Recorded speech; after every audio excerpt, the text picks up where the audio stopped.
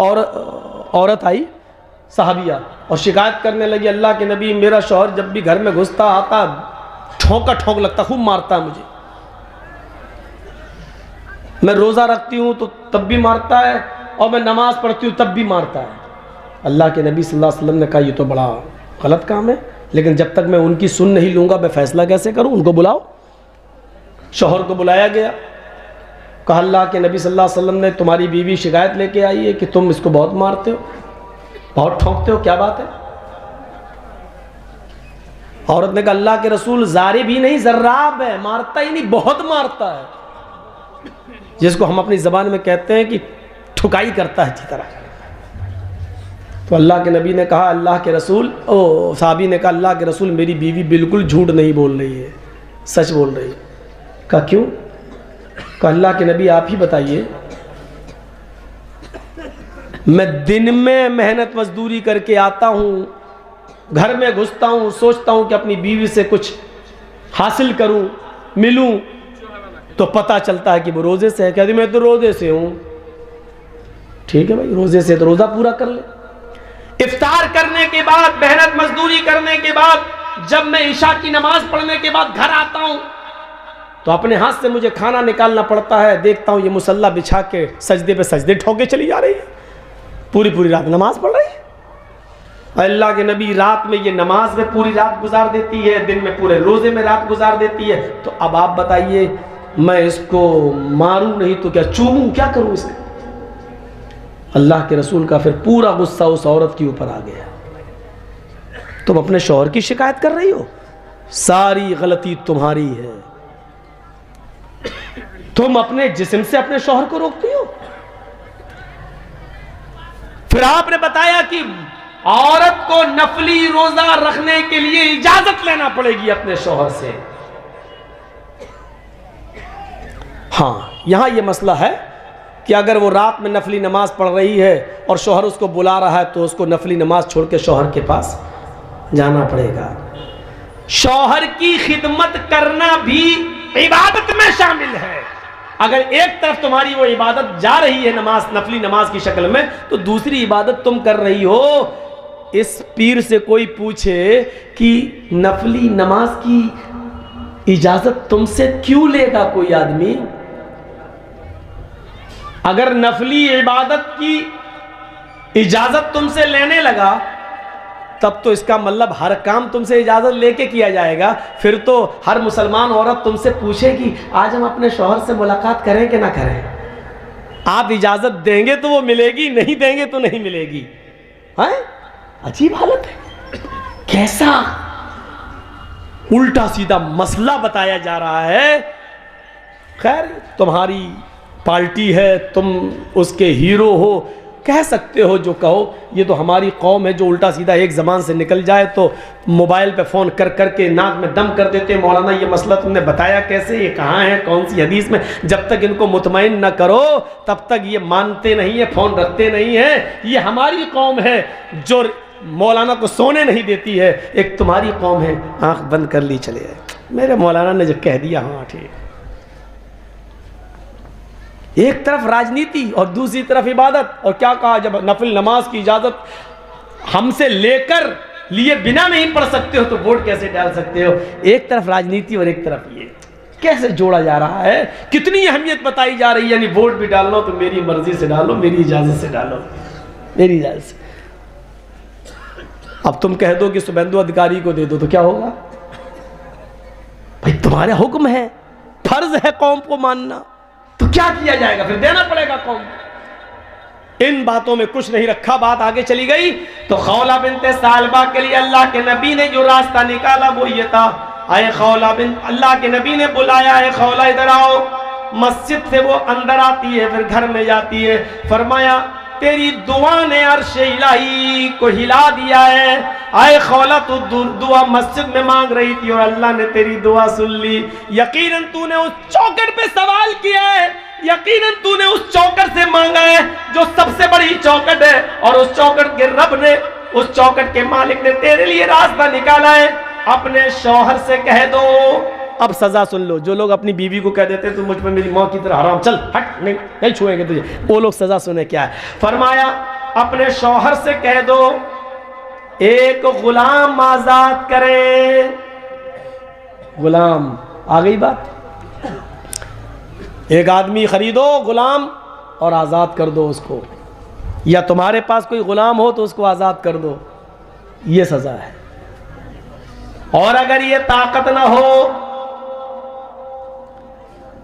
तो फशहरैनी मुतताबियैन, 2 महीने के मुसलसल पे दर पे कंटिन्यू रोजा रखो। दूसरी सजा, जब गुलाम आजाद करने की ताकत ना हो तब दूसरी सजा क्या है? तीनों में से कोई एक है, जरूरी नहीं है कि ये ना हो, तो ये 3 सजाएं बताई, उनमें से कोई एक कर दो। एक गुलाम आजाद करो और या 2 महीने के पे दर पे कंटिन्यू रेगुलर मुसलसल रोजे रखो।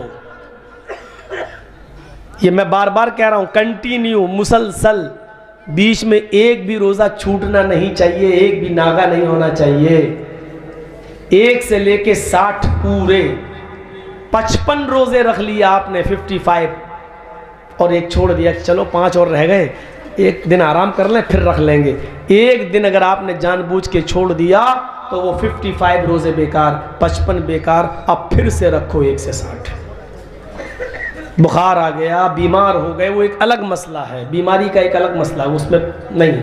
अगर बीमार हो गए तो अलग, या सफर में जा रहे तो रोजा नहीं, बाद में करो। लेकिन बिना किसी उज़्र के, बिना किसी प्रॉब्लम के, सस्ताने के लिए कि 55 रख लिए, एक मैं सस्ता लूं, एक छोड़ देता हूं, 5 बाद में रख लूंगा, तो आपके फिर 55 बेकार। 60 रोजे रखो मुसलसल, और ये भी ना कर सको तो 60 मिस्कीनों को खाना खिलाओ। 60 मिस्कीन, गरीब, फकीर, भूखे लोगों को खाना खिलाओ। अब एक मिस्कीन रोज खिला सकते हो, 60 दिन खिलाना पड़ेगा, या 60 को एक दिन बुला के खिला दो, हो गया, या 10-10 6 दिन में खिला दो, ये भी हो गया। ये आपके ऊपर है, 60 खिलाना है, चाहो तो एक दिन में 60 को खिला दो, चाहो तो एक एक करके 60 दिन में खिलाओ, लेकिन जब तक पूरे खिला नहीं दोगे बीवी से मिल नहीं सकते। ये है मसला। ऐसा नहीं 10 खिला दिए बीवी से मिल लिए, 50 और 10 फिर खिला देंगे तो नहीं। आपको ज्यादा जल्दी है तो 60 को एक साथ खिला दो, मिल, कोई नहीं मना करना। 60 मिस्कीनों को खाना खिलाओ। तो बात यहां से निकली, वल्लदीना यबीतूना लिरब्बिहिम सुज्जदन व क़ियामा। गुलाम तो मेरे वो हैं जिनकी रातें सजदे और कयाम में गुजरती हैं, और अल्लाह सुनता है, अल्लाह सुनता है। मांगो दुआएं तहज्जुद में, कितनी मांगते हो, मांगो 2 रकात नफिल नमाज पढ़ के उठिए, दुआ मांगी, अल्लाह मेरे भाई को कैंसर है शिफा दे, अल्लाह मेरे बाप बीमार है शिफा दे, अल्लाह मेरी माँ बिस्तर पे लेटी है शिफा दे, अल्लाह ये प्रॉब्लम वो प्रॉब्लम, रखो उसके सामने। दुआ मांगने का सही तरीका यह है, मस्जिद के मजबूर और बेबस इमाम पर अपनी धौंस मत चलाओ, अपनी हुकूमत मत चलाओ।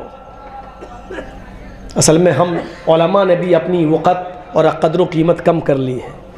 आज हम मस्जिद के जाहिल मुतवल्ली की सुन लेते हैं, मौलाना साहब क्या बात है, ये मस्जिद में पानी क्यों नहीं आ रहा, आपने भरा क्यों नहीं टंकी?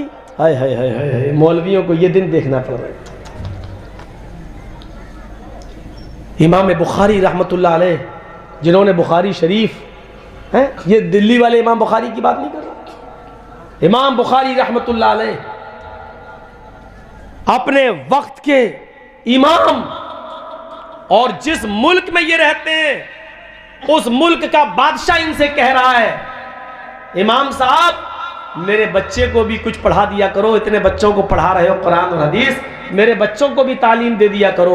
उन्होंने कहा ठीक है, आपके बच्चे को मैं तालीम दे दूंगा, कोई दिक्कत नहीं। 1 हफ्ते के बाद इमाम बुखारी रहमतुल्लाह अलैह से बादशाह मिला, कहा इमाम साहब क्या बात है, किसी मस्जिद में मुलाकात हो गई, क्या बात है, आप हमारे घर आए नहीं, मैं 10 दिन से या हफ्ते भर से इंतजार कर रहा हूं आपका, कि आप हमारे घर आएंगे, हमारे बच्चे को पढ़ाएंगे। आपसे 5-6 दिन 10 दिन पहले मुलाकात हुई थी, आपने कहा था पढ़ा देंगे, आप आए नहीं मेरे घर। इमाम बुखारी का जवाब बादशाह को क्या था? नहीं, आपका बच्चा हमारे घर आया ही नहीं है, आपका बच्चा हमारे घर आता तो ज़रूर मैं पढ़ाता। तो बादशाह ने क्या कहा? मेरा बच्चा आपकी झोपड़ी में आके पढ़ेगा, आपको आना पड़ेगा मेरे महल में। इमाम बुखारी रहमतुल्लाह अलैह फरमाते हैं, बादशाह सलामत से, सॉरी ये नहीं होगा मुझसे, आपके बच्चे को मेरे घर आना पड़ेगा, और हां मेरी झोपड़ी में आना पड़ेगा। और इससे भी 2 कदम आगे बढ़कर सुन लीजिए बादशाह सलामत साहब, आपके बच्चे को मेरी झोपड़ी में आके उसी चटाई पर बैठना पड़ेगा जिस चटाई पर हमारे मोहल्ले के और गरीबों के बच्चे बैठकर पढ़ते हैं। अलग से आपके बेटे के लिए मेरे पास कुर्सी, सोफे और मखमल का कोई इंतजाम नहीं होगा, आपके बेटे को उसी चटाई पर बैठ के पढ़ना होगा। यह जवाब था उस जमाने के उलमा का बादशाहों को। नहीं आदत थी किसी की सुनने की। कुरान और हदीस का इल्म मेरे पास सुनाएगा तू, किताब और सुन्नत का इल्म मेरे पास, और गुलामी करूंगा मैं तुम्हारी। जानते हो इस जुर्म की सजा उनको क्या मिली? बादशाह ने उनको शहर छोड़ने का हुक्म दे दिया, और इमाम बुखारी रहमतुल्लाह अलैह को शहर ही नहीं मुल्क छोड़ना पड़ा। वो अपने बीवी बच्चों को लेकर शहर, बस्ती, मुल्क से निकल गए, दूसरी बस्ती में चले गए, लेकिन उन्होंने हिजरत कर जाना गवारा कर लिया, मुल्क छोड़ देना गवारा कर लिया, बादशाह की गुलामी करना गवारा नहीं। उलमा अपने वकार को समझें, उलमा अपने मकाम को समझें, और आप लोग भी समझिए, उलमा के मकाम को समझने की कोशिश कीजिए, उनकी इज्जत करना कीजिए। याद रखिए, ये मिट गए तो पैदाइश से लेके मौत तक सारे काम मौलवी काम आता है।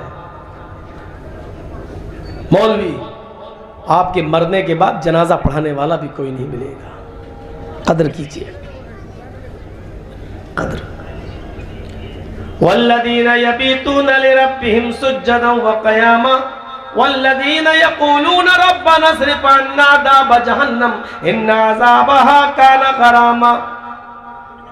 अल्लाह के नेक बंदे, सच्चे बंदे, अल्लाह के सच्चे गुलाम तो वो हैं जो अपनी जबान से जहन्नम से पनाह मांगते रहते हैं, कहते रहते हैं रब्बना अस्रिफ़ अन्ना अज़ाब जहन्नम, आय अल्लाह जहन्नम का अज़ाब बड़ा सख्त है, आय अल्लाह जहन्नम का अज़ाब हमसे हटा ले, बहुत सख्त है, चिमटने वाला है, इन बहुत ही बुरा ठिकाना है वो जहन्नम। जो ये कहते रहते हैं, ये सच्चे बंदों की पहचान बताई। अल्लाह और बंदे में रिश्ता क्या होना चाहिए? एक मिसाल, वो है मालिक और मैं हूं, हम हैं गुलाम। गुलाम की ड्यूटी क्या होनी चाहिए कि किसी काम का हुक्म या कोई भी काम होता तो मेरे मालिक के हुक्म से ही है, लेकिन अगर अच्छा हो तो उसकी निस्बत मालिक की तरफ करना चाहिए, और अगर गलत हो जाए तो उसकी निस्बत वो अपनी तरफ कर ले, अपने मालिक को रुसवा न होने दे। ये मालिक और गुलाम के दरमियान एक फर्क होता है। अब आइए एक मिसाल मैं आपको सुनाऊं। आपने सुना है कभी, एक ही सफ में खड़े हो गए महमूद और अयाज, न कोई बंदा रहा न कोई बंदा नवाज। कभी सुना आपने ये शेर? हाँ, ये महमूद और अयाज जो सुना है, ये कौन था मालूम है आपको? एक ही सफ में खड़े हो गए महमूद और अयाज। महमूद बादशाह था, महमूद गजनवी, और उसका गुलाम का नाम था अयाज। महमूद के बहुत से गुलाम थे, लेकिन महमूद सबसे ज्यादा मोहब्बत अयाज से करता था, सबसे ज्यादा प्यार उसको अयाज से था, वो सबसे ज्यादा बात अयाज की सुनता था। दूसरे गुलामों को थोड़ी तकलीफ हो गई कि हम भी तो गुलाम हैं, हमें बादशाह इतना नहीं मानता जितना अयाज को मानता है।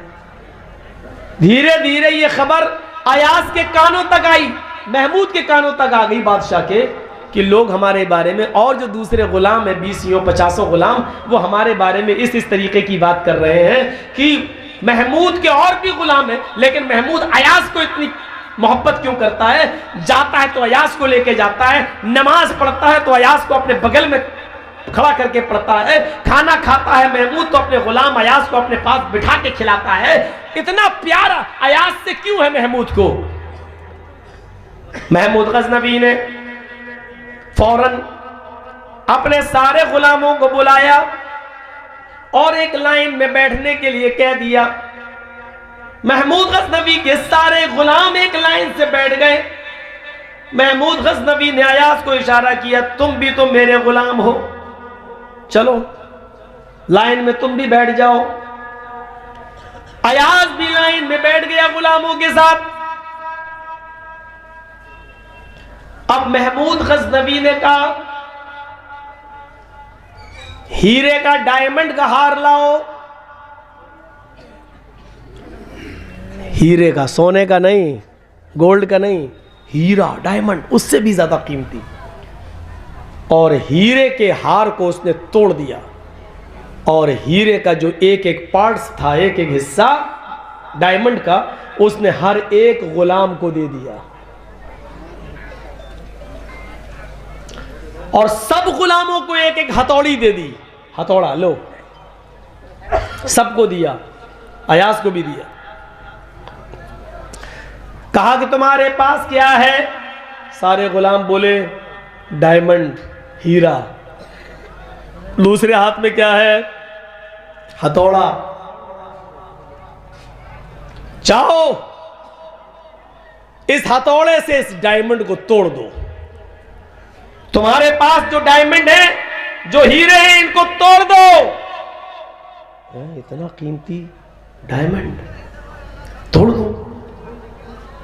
फिर उन्होंने अपने बादशाह का हुक्म मानते हुए सारे गुलामों ने हथौड़ा मार दिया, डायमंड तोड़ दिए। अयाज ने भी तोड़ दिया, सारे गुलामों ने तोड़ा, कोई नहीं बचा, सब ने हथौड़े मार दिए और डायमंड तोड़ दिया। अब महमूद ने एक एक करके सबसे पूछा, तुमने डायमंड क्यों तोड़ा? ये गुलाम खड़ा होता है, हजरत मेरे आका मेरे मालिक, मैंने डायमंड को इसलिए तोड़ दिया क्योंकि मेरे आका का हुक्म था। डायमंड की कीमत मेरे आका के हुक्म से बढ़कर नहीं थी। इसमें चापलूसी भी थी और तारीफ भी थी और हुक्म, मैंने तोड़ दिया। अच्छा तुमने क्यों तोड़ा? उसने भी कहा आपका हुक्म था, हुक्म के आगे मैंने आपके हुक्म की खिलाफ वर्जी करना पसंद नहीं की, तोड़ दिया। तीसरे से पूछा तुमने क्यों तोड़ा? उसने भी यही जवाब दिया। चौथे ने भी जवाब दिया। 15 लोगों ने, 20 लोगों ने, 25 लोगों ने, सारे गुलामों ने यही जवाब दिया। अब बारी आती अयाज की। तोड़ा तो उसने भी था। पूछा अयाज तुम बताओ कि तुमने इस डायमंड को क्यों तोड़ा? तो अयाज ने फौरन ये जुमले अदा कर दिए, मेरे आका मेरे मालिक, आपका हुक्म जबान से निकला कि तोड़ दो और ये मेरे दिमाग का कसूर था, ये मेरी अकल का कसूर था। वो आपके हुक्म को समझ नहीं पाई और मेरी नाकिस अकल का कसूर था, मेरी बदअकली थी, मैंने उसको तोड़ दिया है। आपका हुक्म मेरा जहन समझ नहीं पाया, आपके कहने का मकसद क्या था वो मेरी नाकिस अकल में नहीं आया, इसलिए मेरी अकल ने जो सोचा वही किया और मैंने उसको तोड़ दिया। महमूद गजनवी मुस्कुराते हुए कहता है, गुलामों देखा तुमने मैं अयाज को क्यों पसंद करता हूं और अयाज से मैं क्यों मोहब्बत करता हूं? उसकी वजह यह है हुक्म मैंने ही दिया था तोड़ने का, तुम सब ने फौरन मेरा नाम ले दिया और क्या कह दिया? आपका हुक्म था तोड़ दिया, आपका हुक्म सराखों पर मैंने तोड़ दिया, तुम सब ने मेरा नाम ले दिया। गोया के तोड़वाने वाला मैं, तोड़ने वाले तुम हो, तोड़वाने वाला मैं। लेकिन अयास को देखो, उसने तोड़ तो दिया लेकिन उसने मेरे ऊपर आंच नहीं आने दी और उसने सारा कसूर अपनी अकल का बता दिया, जबकि हुक्म मेरा ही था। लेकिन उसने ये कह दिया कि मैं आपकी बात को, आपके हुक्म को समझ नहीं सका और ये मेरी अकल का कसूर था कि मैंने तोड़ दिया।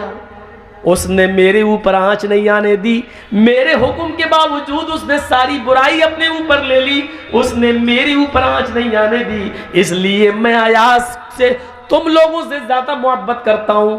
एक मामूली गुलाम और मामूली बादशाह का ये हाल है, उसको ये जुमले पसंद आए। तो एक अल्लाह में और उसके गुलाम यानी हम में और आप में भी यही चीज होनी चाहिए कि जब अच्छी चीज की निस्बत हो तो अल्लाह की तरफ करें और बुरी बात का जब कुछ कर बैठे तो उसकी निस्बत हम अल्लाह की तरफ ना होने दें। यही बंदे का और अल्लाह के दरमियान, यही मालिक और उसके गुलाम के दरमियान फर्क होना चाहिए। जब बंदा बेनमाजी था, चोर था, शराबी था, जुआरी था, जिनाकार था, लेकिन अचानक नमाज पढ़ने लगा, 5 वक्त नमाजी हो गया, तहज्जुद गुजार हो जाए, तो वो ये कहे ये मेरे रब का एहसान है मेरे ऊपर कि उसने मुझे गुनाहों की दलदल से निकाल कर हिदायत की राह दिखा दी है, हमें हक पर गामजन कर दिया है। वो अल्लाह का नाम ले, अच्छा काम करे तो उसकी निस्बत अल्लाह की तरफ करे, और जब वो उससे कोई बुरा काम हो जाए, जब शराब पिए और जुआ खेले और जिनाकारी करके आए, तो ये ना कहे कि मैंने अल्लाह के हुक्म से किया, बल्कि वो इसकी निस्बत मेरी तरफ ना करे, बल्कि इसकी निस्बत वो शैतान की तरफ कर दे कि नहीं, अल्लाह ने तो मुझे इस दुनिया में भेजा था और सोचने और समझने की अकल दी थी, लेकिन इस शैतान ने मुझे बहका दिया है और मुझसे गलत काम कराए हैं। सच्चा बंदा वो होता है जो मेरी तरफ किसी गलत काम की निस्बत नहीं करता है। मेरे प्यारे साथियों, ये अल्लाह में और बंदे के दरमियान, अल्लाह में और उसके गुलाम यानी हम और आप के दरमियान ये निस्बत होना चाहिए। ये है अब्द और ये है माबूद, यानी अल्लाह और बंदे के दरमियान ये चीज पैदा होनी चाहिए। अब अभी इबादत पे हम आए कहाँ हैं? अभी नमाज और रोजे की तरफ तो चले ही नहीं है, अभी तो इबादत का पहलू आपके सामने आया ही नहीं है। अभी तो मैंने सिर्फ यह बताया कि बंदगी तो बाद में, पहले बंदे और रब के दरमियान एक ताल्लुक तो मजबूत हो जाए, ये रिश्ता हो। जब नमाज और रोजा रख के और पढ़ के आए तो कहे कि मेरे रब ने मुझे हिदायत दी। जब झूठ बोल दे या जुआ और शराब खेल कर और पी कर आए तो कहे कि मुझे शैतान ने बहका दिया है। बुरे काम की निस्बत वो अल्लाह की तरफ ना करे,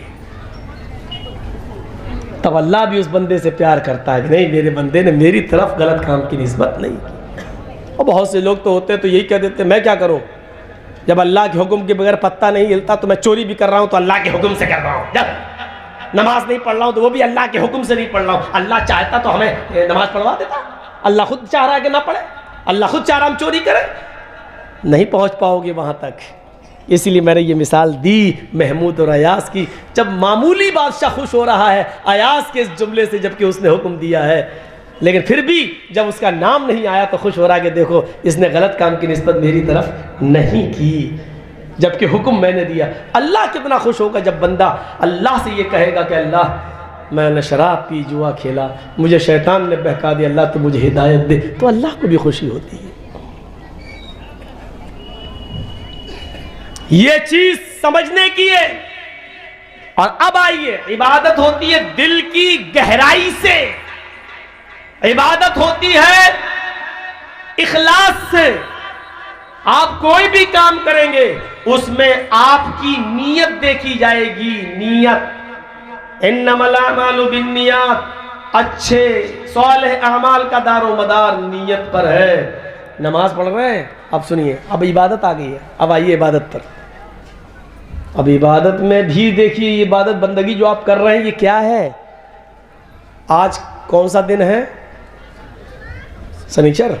मान लो आज जुमा है, अरे मान लो आज जुमा है, मस्जिद भर गई है। शनिचर को मस्जिद खाली थी, इतवार को और कम लोग हो गए थे। वो दिनों के हिसाब से होता है। शनिचर को तो जुमे के दिन असर में कुछ ज़्यादा लोग हो जाएंगे, मगरिब में भी पाक रहते हैं ना, नहाए धोए रहते हैं, तो मस्जिद भी नमाजियों की तादाद बढ़ जाती है। अब जैसी सैटरडे लगा 8-10 कम हो गए, क्यों?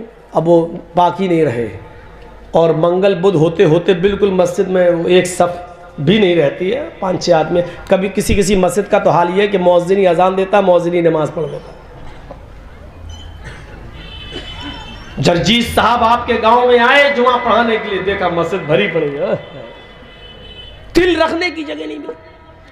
शनीचर को मस्जिद खाली थी, इतवार को खाली थी, पीर सोम को खाली थी, मंगल को खाली थी, बुध को नहीं आए।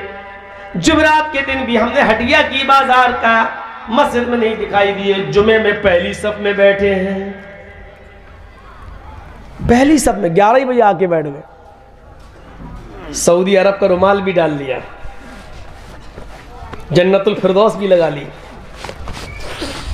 आगे बैठे हैं। जर्जी साहब खुतबा दे रहे हैं, देखो आगे बैठे। ये तो कल तो दिखा नहीं था, परसों भी नहीं दिखा, ये आज आगे। माशाल्लाह बड़ी है। जर्जी साहब ने नमाज जुमा पढ़ाया और जुमा पढ़ाने के बाद आगे बैठे हुए एक आदमी से पूछ लिया, माशाल्लाह आज तो आप अगली सब में आए थे, कल तो नहीं दिखे थे, परसों भी नहीं दिखे, पूरा हफ्ता नहीं आए, आज। वली साहब आज जुमा है। क्या है? आज जुमा है। अच्छा अच्छा अच्छा अच्छा, जुमा है, मतलब जुमे को अल्लाह ताला देखता है, बकिया दिन नहीं देखता है। नहीं ऐसी बात नहीं है। फिर आज जुमा है, उसके मुंह से जुमे ही निकल। अच्छा अच्छा अच्छा अच्छा, मतलब ये है कि जुमे के दिन नमाज पढ़ के इतना सवाब मिल जाता है कि फिर पूरे हफ्ते ना हो तो चलेगा, पूरे हफ्ते का कवर हो जाता है। अरे नहीं मौलाना, वैसी बात नहीं, पढ़ना तो और भी दिन चाहिए। तो क्यों नहीं पढ़े थे? नहीं। तो आज क्यों आ गए हो? आज जुमा है। अरे वही तो मैं पूछना चाह रहा हूं, आज जुमा है तो आज क्यों आए हो? इसका मतलब अल्लाह ताला सिर्फ जुमे ही को देखता है, बकिया दिन नऊजुबिल्लाह अंधा हो जाता है क्या? अरे नहीं मौलाना, कैसी बात कर रहे हो? आज नहाए धोए हैं, आज चले क्यों? आज बहुत अच्छा दिन था। ओ बकिया दिन खराब है? नहीं यार मौलाना, नहीं यार, मुझे समझाओ यार, मेरी समझ में नहीं आ रहा। आज क्यों आए हो? जुमा है तो क्या मतलब है? मतलब जुमे ही के दिन अल्लाह ताला सवाब देता, बकिया दिन अगर आओगे तो गुनाह पड़ेगा? नहीं, ऐसी बात भी नहीं। फिर मुझे बताओ क्या बात है? अल्लाह ताला क्या सिर्फ ये कहता जुमे शनिचर को नहीं रोज पढ़ना चाहिए? फिर क्या बात? अरे मौलाना साहब, अगर जुमे के दिन भी अब आ रहा है सही बात पर, अरे मौलाना नहीं आना चाहिए तो जुमे के दिन। अरे नहीं यार, जुमे के दिन नमाज नहीं पढ़ेंगे तो गांव वाले कहेंगे बड़ा कमीना, देखो जुमे तक की नमाज नहीं पढ़ता है। अरे तो इतनी देर से हमें क्यों पागल बना रहे हो? जुमा है जुमा है जुमा। ये कहो ना कि मोहल्ले वालों के डर से और गांव वालों के डर से आया हूं, ताकि वो ये ना कहें तुमने दिमाग खराब करके रख दिया, मेरा जुमा है। जो भाई तो मैं कहूं कि जुमा है, जुमा क्या मतलब? ये कहो ना कि जुमे के दिन भी अगर हम नमाज नहीं पढ़ेंगे तो गांव वाले ही कहेंगे बहुत बड़ा कमीना। तो आपने अल्लाह के लिए कहां जुमा पढ़ा? आपने तो गांव वालों के डर से और गांव वालों के ये न कहने की वजह से आपने नमाज पढ़ी। ये आपका जुमा बेकार, ये इबादत बेकार, क्योंकि आपने गांव वालों के डर से पढ़ी। अब जुमा भी बेकार गया आपका। हफ्ते में एक दिन की नमाज पढ़ रहे हैं वो भी बेकार, वो भी गांव वालों के डर से। मन सल्ला युराई फ़क़द अशरक, जिसने लोगों को दिखाने के लिए नमाज पढ़ी उसने शिर्क किया। हदीस है, साफ है। ये जुमा भी मेरे लिए शिर्क हो जाएगा, क्योंकि हमने अल्लाह के लिए नहीं गांव वालों के लिए पढ़ा है। हमने जो रुकू किया है वो अल्लाह के लिए नहीं गांव वालों के लिए किया है। जो सजदा कर रहे हैं वो अल्लाह के सामने नहीं गांव वालों के सामने कर रहे हैं। ये जुमा भी शिर्क हो जाएगा। इबादत को समझने की कोशिश करो, इबादत है क्या चीज? हफ्ते में एक दिन हम नमाज पढ़ने जा रहे हैं जुमे की, वो भी वो गांव वालों के डर से जा रहे हैं। ये है नियत। हम ना तो इबादत सही कर रहे हैं, ना अल्लाह के बंदे ही सही से बने हुए हैं, ना हम उसको माबूदी सही तरीके से जान रहे हैं,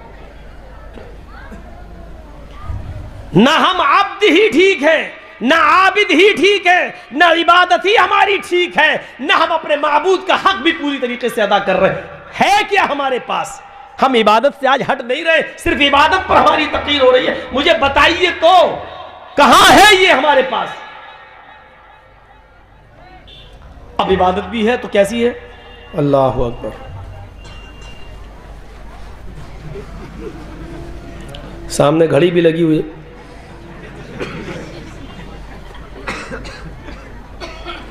ऐसे भी हो रही है। थोड़ा सा मच्छर बैठ, ये भी हो रही है। ताबईन के वाक़यात पढ़िए, तज़किरतुल हुफ़्फ़ाज़ पढ़िए अल्लामा शमसुद्दीन ज़हबी की, जिनके पैर खराब हो जाते थे और डॉक्टर कहता था हकीम कि तुम्हारा पैर काटा जाएगा। उस ज़माने में इंजेक्शन नहीं थे सुन करने के, बेहोश करने के, तो वो ताबईन हजरात हमारे बुज़ुर्ग वो ये कह दिया करते थे कि जब मैं नमाज़ पढ़ने लगूँ तो मेरा पैर काट देना, क्योंकि नमाज में मेरा दिमाग अल्लाह की तरफ इतना लग जाता है कि फिर मैं ऐसा मुनहमिक हो जाऊंगा कि पैर काटने की तकलीफ हमें नहीं होगी। एक वो नमाज थी हमारी, एक मच्छर काटता तो हम यहाँ चले जाते, दाढ़ी खुजा रहे हैं, घड़ी देख रहे हैं, ये इबादतों का हाल हमने किया। हम नमाज पढ़ रहे हैं और फिर कह रहे हैं हमारे ऊपर आफतें आ रही, हमारे ऊपर मुसीबतें आ रही। जो मैं सर बसजदा हुआ जमीन पर तो आसमां से आने लगी ये निदा। जो मैं सर बसजदा हुआ जमीन पर तो आसमां से आने लगी ये निदा। तेरा दिल तो है सनम आशना, तुझे क्या मिलेगा नमाज में। मेरे बंदे तू नमाज में मुझसे मांग रहा है अल्लाहुम्मा ग़फ़िरली वरहमनी वहदनी वाफ़िनी वरज़ुक़नी। मेरे बंदे तू मुझसे दुआ मांग रहा है इहदिना सिरातल मुस्तक़ीम सिरातल लज़ीना अनअमता अलैहिम। लेकिन मेरे बंदे मैं तुझे दूं तो कहां से दूं तो कैसे दूं। जो मैं सर बसजदा हुआ जमीन पर तो आसमां से आने लगी ये सदा। तेरा दिल तो है सनम आशना, तुझे क्या मिलेगा नमाज में। तेरा दिल तो नमाज में अपनी दुकानों पे लगा हुआ है, तेरा दिल नमाज में अपने बेटे के हॉस्पिटल में एडमिट होने पे लगा हुआ है, तेरा दिल नमाज में जल्दी से मस्जिद से बाहर जाकर अपनी फैक्ट्री में जाऊं और अपने मजदूरों को देखो काम कर रहे हैं या नहीं। तेरा दिल तो वहां लगा है, तू मस्जिद में नमाज पढ़ता है, तेरा दिल खेत में लगा है, तेरा दिल धान और गेहूं और चावल में लगा हुआ है। शायर उसी को कहता है जो मैं सर बसजदा हुआ जमीन पर तो आसमां से आने लगी ये निदा। तेरा दिल तो है सनम आशना, तुझे क्या मिलेगा नमाज में। ओ मेरे बंदे मैं तुझे दूं तो कहां से दूं, कैसे दूं। तेरा दिमाग, तेरा जहन, तेरा दिल मेरी तरफ है ही नहीं। वो नमाजें नहीं चाहिए अल्लाह को, ऐसे सजदे नहीं चाहिए अल्लाह को। सजदा तो वो चाहिए जो इब्राहिम अलैहिस्सलाम ने किया था। सजदा तो वो था, वो होता है जिसे अल्लामा इकबाल ने कहा वो एक सजदा रूह ज़मीं जिससे कांप जाती थी। वो एक सजदा रूह ज़मीं जिससे कांप जाती थी, उसी को तरसते हैं आज मिंबर और मेहराब। उस सजदे की जरूरत है मस्जिद के जमीन पर, मिट्टी पर, सादा जमीन पर अपनी पेशानी को रखकर सुभान रब्बियल आला कहने की, सुब्बुहुन कुद्दूसुन रब्बुल मलाइकति वर्रूह कहने की, सुब्हानकल्लाहुम्मा रब्बना व बिहम्दिका अल्लाहुम्मा ग़फ़िरली। ये सब रुकू की दुआएं हैं और सजदे की दुआएं हैं। ये सजदा वो है जब जमीन पे पड़ता है तो जमीन की रूह कांप जाती है। रूह जमीन जिस सजदे से कांप जाए, जमीन की रूह जिस सजदे से कांप जाए, अर्श वाले का अर्श हिल जाए कि वाकई मेरे बंदे ने दिल से अपनी गुलामी का इकरार कर लिया, अपनी नाक जमीन पर रगड़ दी और इस बात का इकरार कर लिया कि अल्लाह मैंने अपनी नाक जमीन की मिट्टी पर रगड़ के तेरे सामने जिल्लत का इजहार कर दिया है, इंसल्ट कर ली मैंने। आय अल्लाह अजीज तेरी जात है, जलील मैं हूं। आय अल्लाह देख तेरे सामने मैंने अपनी नाक को रगड़ लिया है, मिट्टी मेरी नाक पे रगड़ी हुई है। आय अल्लाह मैं बहुत जलील हूं, इतना कमतर तेरा बंदा, तेरा गुलाम हूं कि जमीन से ऊपर नहीं हूं। और हम में और तुझ में इतना ही फर्क है कि मैं जमीन से ऊपर नहीं हूं और तू आसमान की बुलंदियों से नीचे ही नहीं है। आय अल्लाह मेरा तेरा कोई मुकाबला ही नहीं है। मैं जमीन की पस्तियों में हूं और तू आसमान की बुलंदियों में। अल्लाह मेरी हैसियत ये है, तेरा मकाम वो है। जब तक ऐसा सजदा नहीं होगा तब तक रूह ज़मीन नहीं कांपेगी, और जब रूह ज़मीन नहीं कांपेगी तो दूसरे सजदों की अल्लाह को जरूरत भी नहीं है। ऐसे सजदे की जरूरत है, वो एक सजदा रूह ज़मीन जिससे कांप जाती है, उसी को तरसते हैं आज मिंबर व महराब। उस सजदे की जरूरत है, ये चोरों वाले सजदे की नहीं। सुभान रब्बिल आला, सुभान रब्बिल आला, सुभान रब्बिल अल्लाह अकबर, अल्लाह अकबर। इस कौवे की चोंचों की ज़रूरत नहीं है। सजदे में जा रहे हो तो एहसास होना चाहिए। सजदे में गए तो पहले नाक फिर माथा, जब सजदे से उठ रहे हैं तो पहले माथा और फिर नाक, ये उठाइए। जाएं तो पहले नाक होनी चाहिए, और उठें तो पहले माथा और बाद में नाक, यानी जाते वक्त भी पहले ज़मीन पर नाक हो और उठते वक्त बाद में भी नाक उठे। ये इस बात की दलील है कि अल्लाह, कहते नहीं हम लोग, तेरे बेटे की शादी होगी ना, ले आएगा तू मेरे घर हमें मनाने, नाक रगड़वाऊंगा तुझसे। ये नाक रगड़वाने वाला जुमला समझते हो क्या मतलब? यानी तेरी बेइज्जती करूंगा। क्या मतलब हुआ नाक रगड़वाने का? नाक रगड़ना पड़ेगी तुझे, यानी तुझे मेरे हाथ पैर जोड़ना पड़ेंगे, जलील होना पड़ेगा। अल्लाह कहता तुम नाक रगड़ो, अल्लाह कहता सजदा करो, अल्लाह कहता सजदे में जाओ तो पहले नाक ज़मीन पर हो, उठो तो पहले पेशानी हो, बाद में नाक, यानी देर में नाक ही उठे। ये रगड़ने का मतलब क्या है? एक बंदा इस बात का एहसास करता क्या है, मेरे परवरदिगार मैंने तेरे आगे अपने आप को जलील कर लिया है, अजीज तो तू है, जलील तो हमें, और अच्छा लगता है। ये नाक रगड़ने का मामला सऊदिया का बादशाह, पाकिस्तान का वजीर आजम और बड़े से बड़े मिनिस्टर और बड़े से बड़े नेताओं को भी करना पड़ता है अगर वो मुसलमान है तो। यानी वो इस बात का इकरार करते हैं, अल्लाह दुनिया में हम कुछ भी हो सकते हैं, लेकिन तेरे घर में आने के बाद हम बेबस बंदे हैं और हम जलील हैं, अजीज़ तेरी ज़ात है। फिर अल्लाह का वादा है, मेरे बंदो जितना तुम मेरे सामने जलील बनोगे, जितना अपने आप को मेरे सामने झुकाओगे और गिराओगे, हम लोगों की नज़रों में तुम्हें उतना ही बाइज्जत बना देंगे, हम लोगों की नज़र में तुम्हें उतना ही प्यारा बना देंगे। और देख लो आज जो सबसे ज़्यादा नमाजी है, सबसे बड़ा तहज्जुद गुजार है, जो सबसे ज़्यादा इबादत करता है, आज हम में से कितने लोग उसकी इज्जत करते हैं, उसको अपने घरों में बुलाते, दावत देते हैं, उसकी इज्जत करते हैं, और उसको मेरे भाइयों अपने बिस्तरों पर बिठाते हैं और उसकी खातिरी करते हैं और जोड़ते हैं कि बड़ा नेक है, इबादत गुजार बंदा है, हम उसकी इज्जत करते हैं। यहाँ तक कि बहुत से काफिरों की औरतें मस्जिद के बाहर खड़ी हो जाती हैं और मस्जिद से नमाज पढ़ने वालों के लिए खड़ी रहती हैं। जब वो निकलते हैं तो अपने छोटे छोटे बच्चों के ऊपर वो दम करवाती हैं, पानी भी लिए खड़ी रहती हैं, वो पानी के ऊपर भी दम करवाती है, हालांकि नहीं करवाना चाहिए। हाँ, बच्चों पर दम किया जा सकता है। मेरे प्यारे साथियों, गौर कीजिए, हम अल्लाह के सामने जलील हो के आ रहे हैं, लेकिन अल्लाह ने लोगों के सामने मुझे अजीज कर दिया है, लोगों के सामने मुझे प्यारा बना दिया है, लोगों के लिए हमें बाइज्जत बना दिया है, लोगों की नजरों में उसने हमें बावकार कर दिया, बाइज्जत बना दिया है। हम अल्लाह के सामने जलील होना सीखें तो अल्लाह हमें लोगों की नजरों में बावकार कर देगा, मुकर्रब बना देगा। तो ये होना चाहिए हमारा वादा। और इबादत कैसी होगी? नबी अकरम ने फरमाया, सुनन तिरमिजी की रिवायत है, सुनिए, 2-3 चीजें हैं, याद रखिएगा।